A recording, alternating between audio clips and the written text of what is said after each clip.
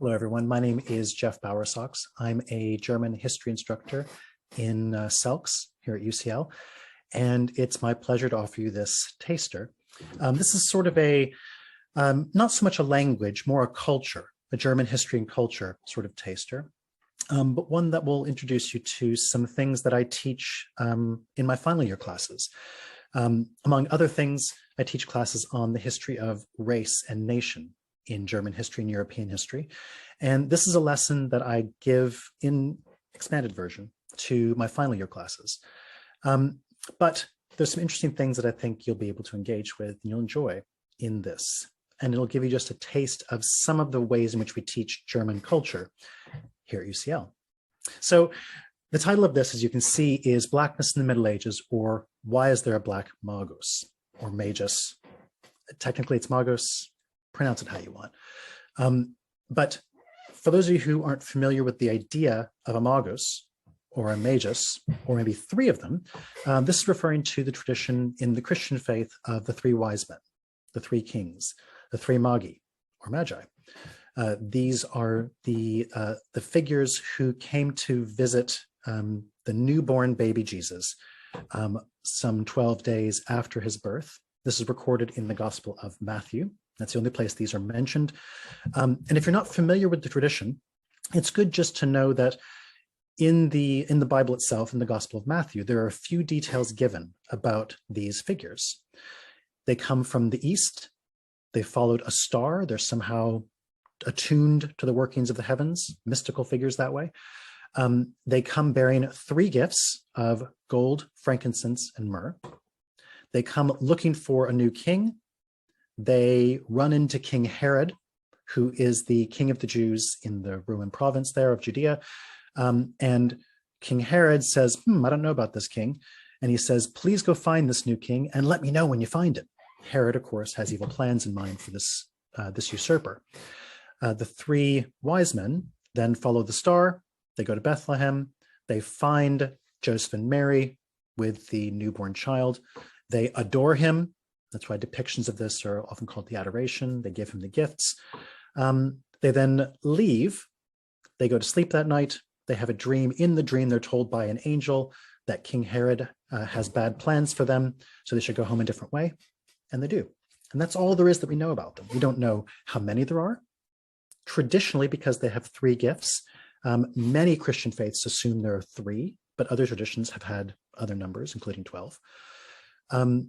We don't know where exactly they're from, vaguely the East in this tradition. We don't know their names, although they're given names traditionally later on of Balthazar, Caspar, and Melchior. And we don't know what became of them afterwards in these traditions. We have very few details from this tradition, and yet over the course of the following centuries, within Christian theology, within Europe and elsewhere, they developed all sorts of ideas about who these figures must have been, and they give them backstories and situate them in various sorts of contexts so that they would have meaning theologically for the church, basically, to use them to tell stories about the church. So if you're not familiar with that, that's the basic story. You might also want to know, you'll need to know that nowadays it's presumed that one of the magi was in fact black. Now, this is commonplace, a commonplace assumption on the continent. It's somewhat common in Britain. In North America, where I grew up, this is not a commonly known thing. And so it's a tradition that I was surprised by when I moved to Britain and when I, in fact, engaged in this sort of study. So these are the things you need to know. And what I would do in this taster session, in the class, in fact, the larger class, is I would start off by asking you guys to look at images of the three wise men over a period of time. And what I want you to do here is I'm going to scroll through some pictures. For each of the slides, just pause and look at what you see. And I'd like you to note down what details you notice in each. What's similar about these images? What's different about these images? And what sort of features are noticeable, especially when there's a black wise man? Okay, so feel free to pause it and I'll move on.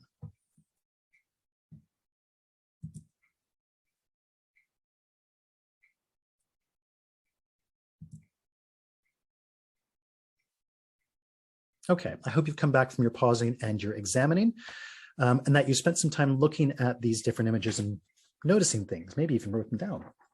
And what I'd like to do now is just get to talk to you about the sort of things that you may have noticed. If you were in a group, I would have you guys working with these and talking about them together. So let's just point out a few things you may have noticed. We're going to use Memling here, this depiction, as the one we'll talk about, because in fact, it's his portrait that helps establish the idea that there's a black wise man. And this is it's because he was famous in Bruges. From this painting came the broader idea that others picked up on across the continent. So this is an important and influential painting. But you may have noticed a few features. Let's just point them out really quickly. So first of all, in case you weren't clear, the guys with the stars next to them are the three wise men in this portrait. They've got hats, which stand in for their crowns, because they're also known as the three kings in many European languages, including German. And they also have a gift. Each of them's carrying a big golden thing. And you may have noticed a few features. First of all, that at one time in the earlier images, there was not a dark-skinned wise man. And then certainly by this time, there is one. You may have noticed that he's depicted rather naturalistically. He's not caricatured. You may have noticed that there are, of course, three of them, and they appear to be different ages. And that, generally speaking, the black wise man is the youngest. You may have noticed that he's situated off to the side, in this case off to the right, often off to the right. And in fact, in this painting, it looks like he's actually just walking onto the scene, while the others have already been here for quite a while. Perhaps they've been kneeling for quite a while, their knees are sore. I don't know. He's just arrived, though. You may have noticed that he's flashy dressed, that he's got exotic raiment sometimes, or at least equally as sort of glamorous and rich as the other figures. Here he's got the added detail of a curved sword, a sort of saber thing. Maybe that's exotic, maybe not. These are the sorts of details you may have noticed. Maybe there are others, but these are the ones that are commonly noticed. Now, having raised these things, having read the image in this way, just for its details. Oh, I should also note, of course, the figure in the middle is Mary, holding the baby, who is Jesus, and the guy behind her in the full red robe, that's Joseph, looking a little bit haggard. Now, having looked at these details, having read the image in this way, the next thing we might do is to ask questions about the meanings of those details. What questions do these images and the details that you've noticed, what questions do they raise? And if we're thinking in terms of a scholarly analysis, of a historical, a cultural analysis, you might break those questions down into basically two sets of questions. One, why is there a black magus? And why is he presented in this way? What is the significance of those details? And then thinking historically, why does he appear when he appears? Why then? Why not earlier? Why not later? These are good questions. You're right to ask them. Let's start with the second of those questions. Why then? Now, you might also pause now just to take a moment and think about this question. What's going on in and around, say, the 1200s, 1300s, 1400s, around the time that the idea of a black wise man is invented, basically? What is going on between Latin Christendom, that is sort of Christian Europe, and its encounters with the wider world? Just pause for a second and think, maybe note some things down. Okay, if you've paused and you've come back, you may have thought of things like the Crusades. An expansionist Islam, back as early as the 8th century, had already conquered the Iberian Peninsula. It had conquered the Holy Land after that. And from around 1000 onward, Christian Europeans, have begun trying to fight against what they see as a mortal threat from a competing religion, a competing universalist religion, a religion that claims the goal of converting the world, which is what Christianity does as well. And so sending military campaigns against the Muslims in what's now Spain and Portugal, to the Holy Land, trying to conquer it and hold it or get it back after they lose it, trying to defend the Byzantine Empire in the East, especially against the expansion of the Ottoman Turks, who in fact conquer Constantinople, that is to say the capital of the Byzantine Empire, in 1453. And at this point are threatening in the Balkans, in what we now call Eastern Europe, threatening the gates of Vienna. So there's sort of between Christianity and Islam, between kingdoms, there is a sense of competition and challenge. And for Christian Europe, which very much is expanding its authority in some way, its power, and reaching out and trying to compete against Islamic kingdoms, this is one means by which Christian Europeans are encountering a wider world, thinking about the wider world.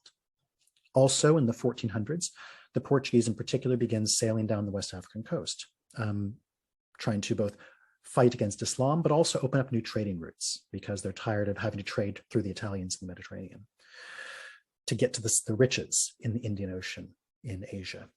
So these are places, this is a moment when Christian Europe is expanding its awareness of the world. This is the broad era when Marco Polo goes on his journey and his book becomes very famous. That's in the 1200s. So this is a moment when Europeans are expanding their vision of the world. And so it makes sense that they would start reacting in some way by incorporating their visions of the wider world into their visions of themselves, which is in fact what's happening here. But also raises the question, why is it a black logos? And why is he presented in a particular way? So now we're thinking about the terms of this. Now, if we were in place, we had more time, I'd ask you to think about the meaning of the three figures. Why are there three figures? And I'm just going to jump right to the answer here for the purposes of this taster and say that we need to think about how Europeans thought of this world that they were encountering at this time.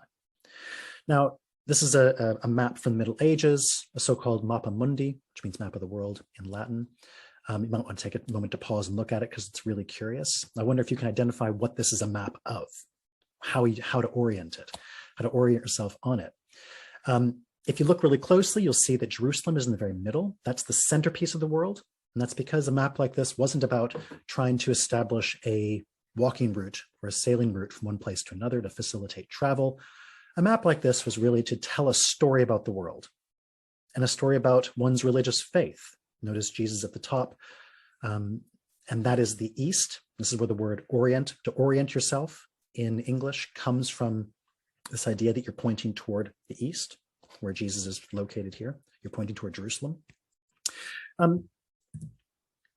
In the worldview of the Europeans at the time, and in their representations like this, they divided the world into basically three major parts: Asia, Europe, and Africa. And a map like this was known as a TO map because the waterways divide it into a T. The whole thing is a circle, an O. And as you can see on the schematic on the right, that red bit is the Red Sea. So on the right side of the map is Africa. The green T in the middle is the Mediterranean going up and down, pointing toward Jerusalem. And then the ones across are the Black Sea and the eastern part of the Mediterranean, actually, into the, is it the Caspian Sea and the Black Sea? No, the Black Sea. Anyway, doesn't matter so much. It divides Europe and Africa and Asia. So Europe is in the bottom left-hand corner of this map. And if you want to see where Britain is, you can see it there. And the yellow circle is Britannia, Cornwall, Wales, Scotland, and in the green is Ireland. Now, on a map like this, the point is to understand the world is divided into three parts.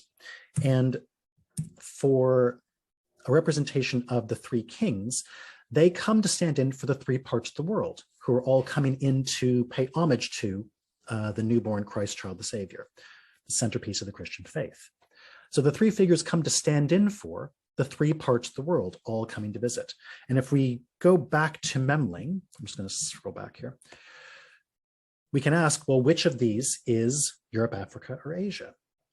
And it might seem obvious because of the darker skin, because of the hair texture, other facial features that we come to associate with Blackness in the present day, certainly, that he must represent Africa, and that's true.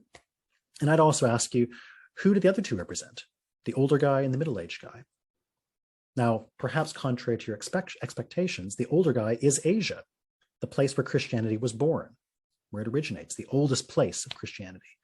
The middle-aged guy is understood to be Europe because it's understood incorrectly that Europe is the next place where Christianity became established.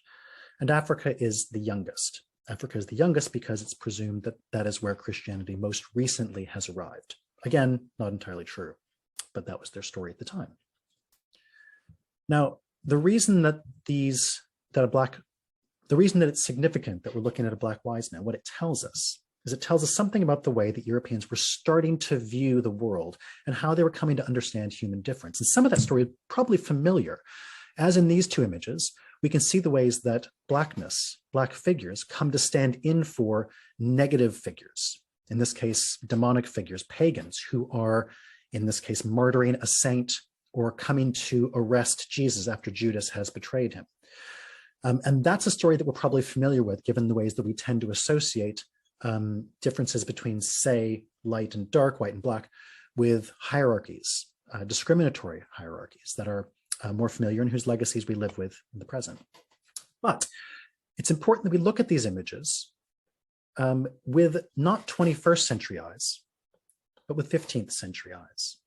And we can see that in addition to these images, which are being introduced at the time, not least because of the encounters with Islam, we also see positive depictions of black figures. So one of the most famous is a sculpture of a saint, Saint Maurice. It's found in Magdeburg Cathedral. You can see here both what the statue looks like in its original form, and then on the right, a reproduction of what it would have looked like when it was fully painted, which is quite extraordinary. Here we have a black saint, and not just any black saint, but a black saint who is the patron saint of the Holy Roman Empire. The emperor who rules over the vast terrain of Central Europe had encouraged a devotion to this black saint, in part because it suited his image of himself as a ruler of the entire world, which he depicted in a tradition that dates back to the Roman era, which he was trying to reproduce, which he depicted through a sort of cosmopolitan spread, a cosmopolitan display of his empire's reach, represented through differences of skin tone and fashion, and something that was truly inclusive.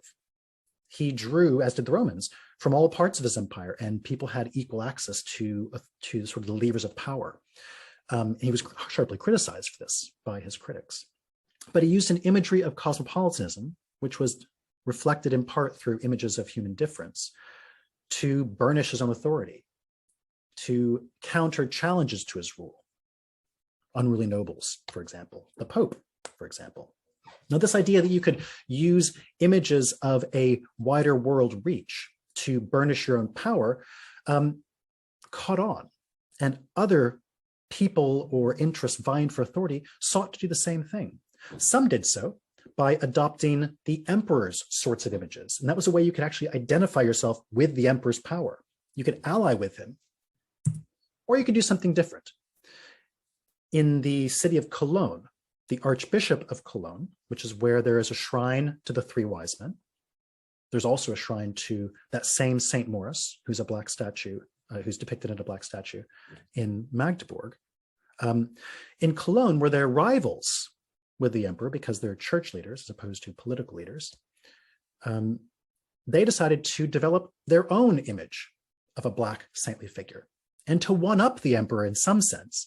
Not just Saint Maurice, who is, although important, just a saint. They decide to sanctify and turn into a black saintly figure, one of the core figures of the Christian faith. That is, one of these wise men, one of the first people who recognize the sanctity of the Christ child. And so in Cologne, they start to encourage an association between the three wise men and the idea that one of them is from Africa and even associated with Saint Maurice a little bit. You can see Saint Maurice is on the shield in the top left of your screen, and on the flag in the top right of your screen, in the Memling painting. But they sort of one-up the emperor in a way. And they suggest, well, you've got one black figure, we trump yours with our black figure. Now, this is something that is, in some sense, and from a modern perspective, we can appreciate that this is, in some sense, tokenistic. Could be read that way.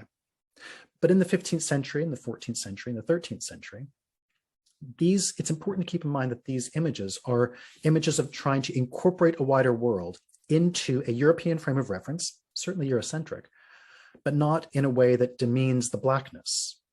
And this is important to keep in mind. This is not about racial hierarchies. This is not about modern scientific racism.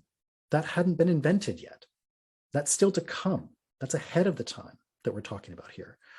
At this point, Europeans are grappling with very fluid images of blackness that can have negative associations in some contexts, but also very positive associations. With a figure like the wise men, this is a figure who's meant to be revered. The black saint, Saint Maurice, is meant to be revered, awe-inspiring, to inspire you to greater acts of devotion and piety and faith. You're meant to admire, not to demean the figures that are represented here. And this is important to keep in mind because those ideas that we're used to, those images of sort of racial hierarchies and those ideas of Blackness as somehow inferior, they're going to come in European history, but under other circumstances, circumstances tied to the transatlantic slave trade, for example, later to more formal colonial conquest, for example, when other images of Blackness begin to develop and compete with these that were invented in this particular moment. And so this is what I'd want you to think about. And if we were doing a longer historical survey, we would watch the shift of those, the play of those competing images at different times. At different moments, different images hold more weight or less weight and can be used to very particular purposes, for political power struggles even. So that's the sort of thing we might cover in a class like this. If you were here, we would then maybe talk about what that means in the present day, where there's a legacy of these in something as mundane as childlike, as children's toys, or in cultural traditions, which can be more contentious, that might even use blackface in the present. These are live political debates that have a long historical legacy with lots of complicated things happening in between. I hope you've enjoyed this taster, and I hope I get to talk to you about these things in the coming years here at UCL. Thanks very much.